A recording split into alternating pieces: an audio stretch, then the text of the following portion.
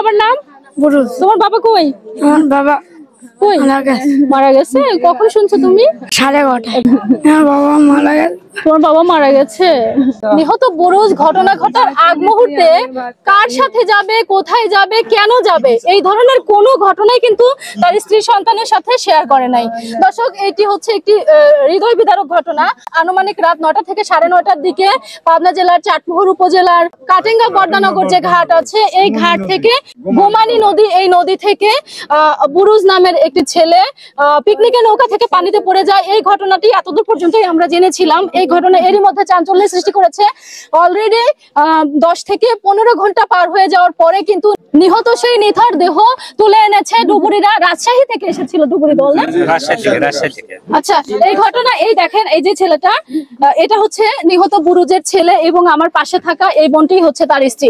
এখন কথা হচ্ছে, একজন দিনমজুর সাদামাটা একজন মানুষ যাদের নুন আনতে পান্তা ফুরায়, কাছের মানুষগুলো মনে করছে এটা কোনো নিছকে দুর্ঘটনা হতে পারে না। কারণ পিকনিকে সেই মুহূর্তে যারা উপস্থিত ছিলেন, 25-26 জন নৌকাতে উপস্থিত ছিলেন, তাদের মধ্যে একজনও নাই এই জায়গাটাতে, এই স্পটে। উনি অন্তত বলতে পারবেন।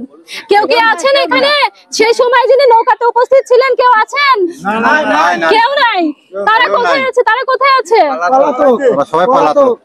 তাহলে এই বিষয়টা আপনি এখন ভাবেন, আসলে ঘটনার নতুন মোড় নিয়েছে মনে হয়, বোঝা যাচ্ছে। তবে প্রশাসন আছে, ব্যবস্থা হয়তো বা হবে। এবং পরিবার যদি দাবি করে ঘর থাকার, তাও আমার বোনের নাই। দেখেন গো, ভাঙা জুরি ঘর, আমার বোনের একখান ঘরও নাই, সে বাসাও নাই যে থাকবি। আরে আপনারা বেশি নামাই বাড়ি দেয়। দেখেন গা বোন রে, তুমি কোন ট্রাই দিলে বোন? তুমি কও আমি কেলে থাকবো। দর্শক, পাশে পিকনিকটা করে সকালবেলা মানুষ, আর এরা রাত করে কেমন করে আসলো? সন্ধ্যা পর পিকনিকের নৌকা কোন জায়গা থেকে রাতে কোনো পিকনিক চলে? অনুমোদন তো পাবে না তারা। না, রাত্রি আইসে পরিকল্পনা ভাবে এগুলো করা হয়েছে।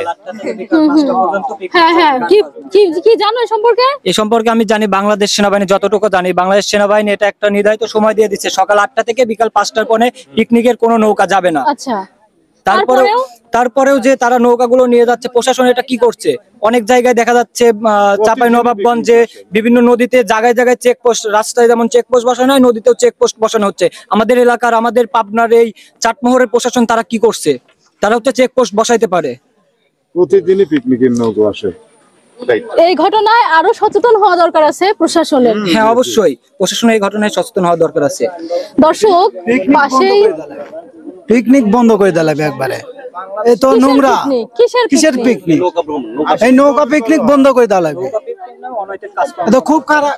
নৌকা পিকনিকের নামে কি হয়? অনৈতিক কাজকর্ম করা হচ্ছে এখানে। আচ্ছা, মদ, গাঁজা, মিসাল সম্পূর্ণ তোলা হয় এই নৌকাতে। মানে এই জিনিসটাই বন্ধ করে দেওয়া লাগবে।